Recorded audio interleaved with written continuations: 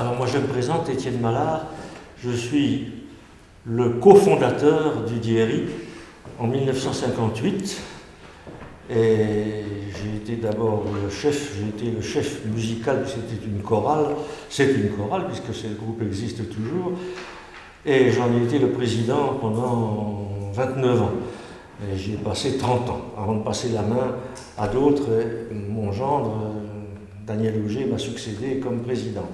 Mais j'ai donc vécu comme responsable la première partie de cette aventure.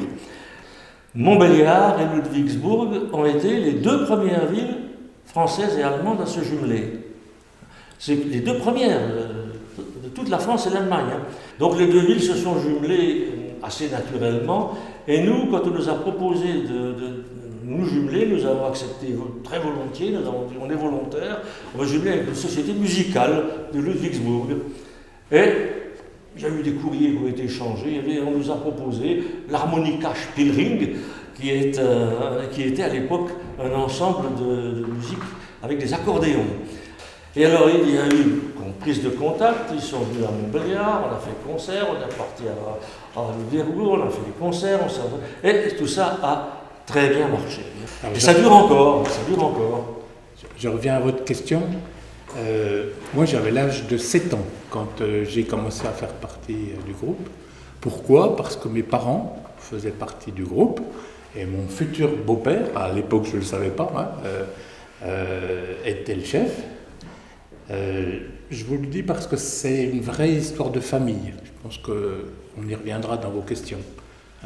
Voilà. Et j'ai été président pendant 22 ans, de 1986 à 2008. Est-ce que tous les membres du Diéry ont réagi positivement au projet d'échange, déjà 13 ans après la fin de la guerre ? Oui, ça n'allait pas de soi. C'était pas évident, comme on dit maintenant. Mais il y a eu très peu de réticence. Mais je dois à l'honnêteté historique, à la vérité historique de dire que parmi la bonne trentaine de membres du groupe Le Diéry de l'époque, il y a 2 jeunes filles qui n'ont jamais voulu participer à ces échanges. L'une parce que son père avait été emmené en déportation en Allemagne. Je crois qu'il en était revenu, mais enfin il avait été déporté.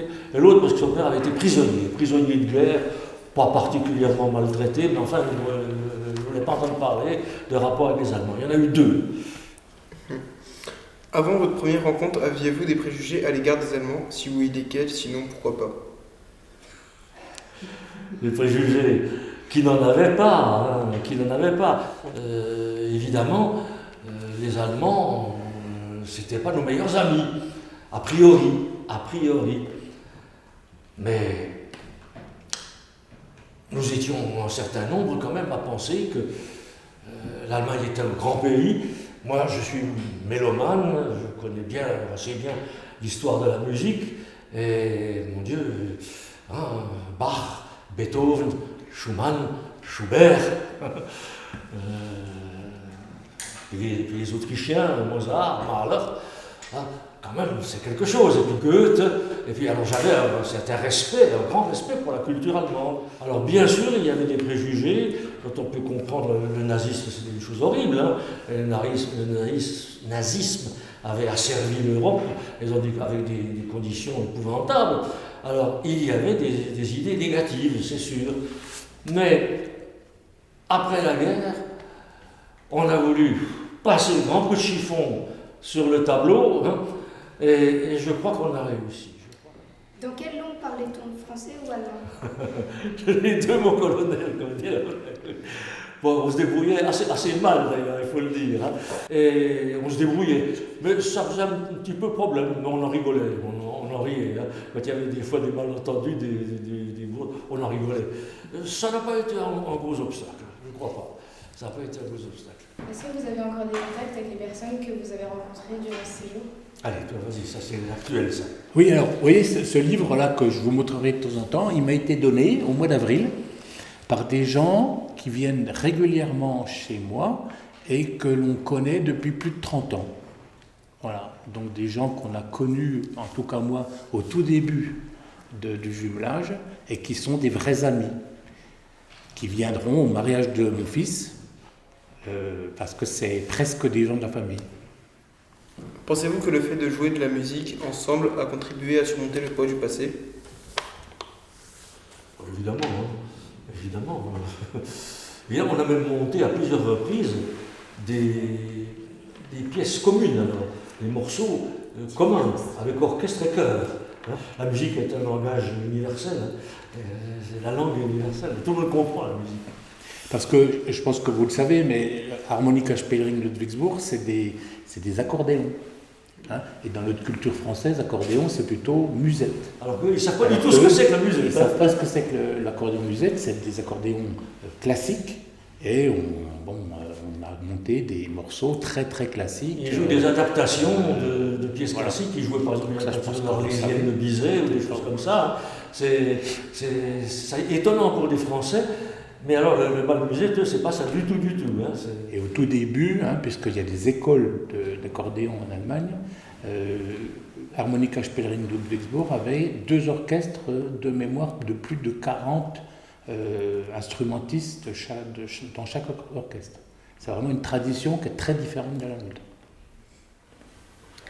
La disparition de Sepp Dietrich en 1966 a-t-elle eu un impact sur vos relations avec l'Harmonika Spielring ou bien d'autres événements? Bon, il a fallu en effet que je cherche sur Wikipédia qui était Sepp Dietrich. J'ai découvert, le nom disait vaguement quelque chose. J'en avais entendu parler jadis. Alors j'ai vu que c'était un général nazi qui était né et mort à Ludwigsburg. Mais nous l'ignorions totalement à l'époque. Alors on n'en avait pas du tout l'idée. Hein. Et bon. Il est mort en 66, je crois, vous l'avez dit, hein. Libre d'ailleurs, hein. Il était un criminel de guerre, il avait su se débrouiller pour ne pas être pendu, et puis même il était emprisonné, mais il a été libéré. Il est mort à Ludwigsburg, bon, bah, paix à son âme. Nous, on s'en fichait complètement. On ne savait même pas qu'il existait à ce moment-là. Hein. Alors là, question de prof, mais alors à côté de la plaque. Mais non, merci parce que ça nous a fait un moment de culture. Mais ça veut quand même dire, par rapport à cette interview, qu'à l'époque, des grands comme ça, nazis qui avaient des problèmes, c'était vraiment pas le problème des gens qui voulaient chanter ensemble, quoi. Et il y a bien eu, parce que là aussi vous nous avez posé une question, on a regardé, quelques années où entre Harmonika Spielring Ludwigsburg et le Diery, il n'y a pas eu de réunion. Et on ne s'en rappelait plus. Hein. Il y a eu 5-6 ans, là, vous le mettez dans votre questionnaire, où on n'a pas eu de rencontre. Mais en tout cas, ça n'avait aucun rapport avec cette personne. Des traditions se sont-elles instaurées entre l'Harmonika Spielring et le Diery? Alors c'est quoi les traditions? Les troisièmes mi-temps, comme on appelle ça? Parce que vous voyez, moi je me rappelle évidemment de rencontres tous les ans, presque, quand j'étais président, presque tous les ans, avec des concerts en commun, avec des repas en commun, donc ça c'est des traditions. Mais ce que je me rappelle surtout, c'est ce qu'on appelle les troisièmes mi-temps. Quand on est en Allemagne, il y avait souvent des bals.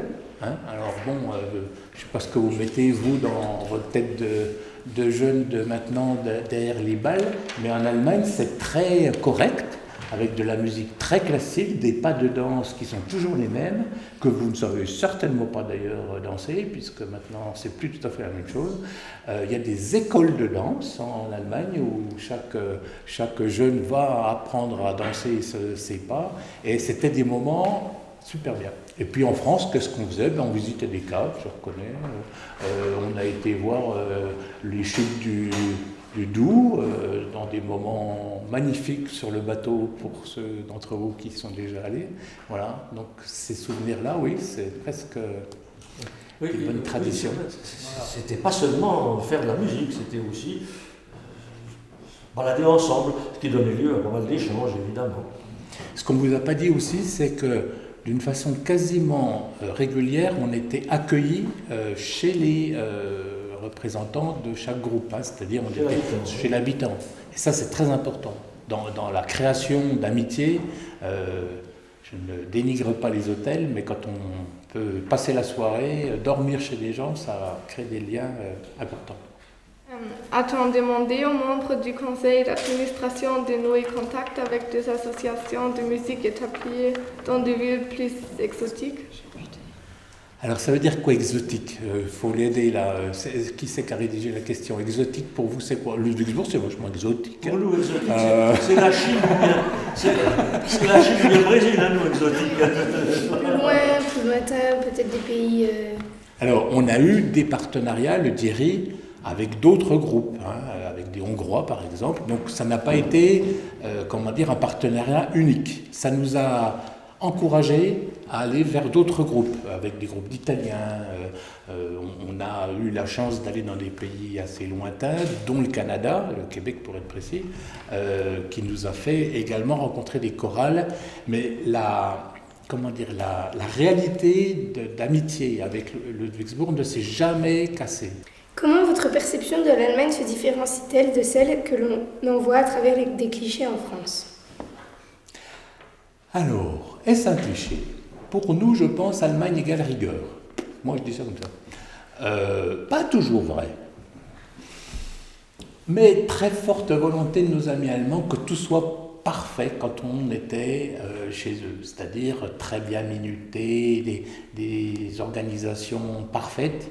De temps en temps, hein, et ça rassure, quoi. On se dit, les Français, on apparaît toujours comme les rigolos, incapables de faire une organisation. De temps en temps, ils n'y arrivent pas non plus. Donc, ça nous permet de dire, on peut s'améliorer. Non, c'est pour vous faire rigoler, mais quand même, c'était toujours fait avec énormément de volonté qu'on soit content, quoi. Hein, si je peux me permettre ça, c'est...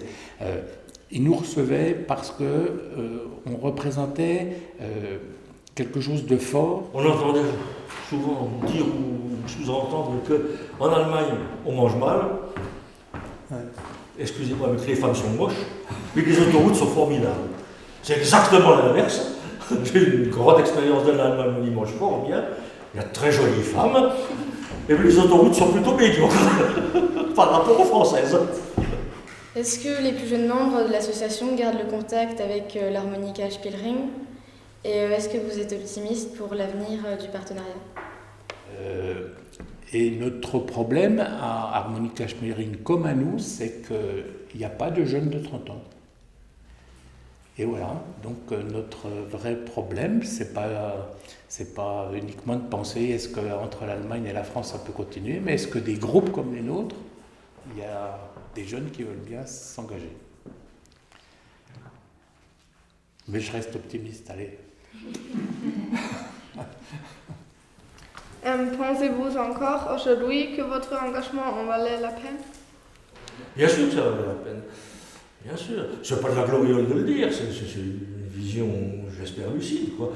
C'était pas battre du vent, c'était faire quelque chose d'agréable, on ne se forçait pas, c'était agréable, il n'y a pas de mérite, mais enfin, ça valait la peine. Oui, ça valait la peine. Si on dépasse peut-être votre question, je crois que le côté associatif qui existe en Allemagne comme en France est quelque chose de très formateur pour chaque personne. Voilà, parce que c'est des bénévoles en général dans les associations. C'est du temps qu'on donne, c'est de la bonne volonté, et ça, c'est, je crois, extrêmement important pour vous, les jeunes, là. Donc, si vous ne faites pas partie d'association, allez-y. Que les enseignants soient aussi présents, puisque c'est une initiative. Les enseignants. Donc, personne qui ce serait sympa aussi que vous soyez sur la photo.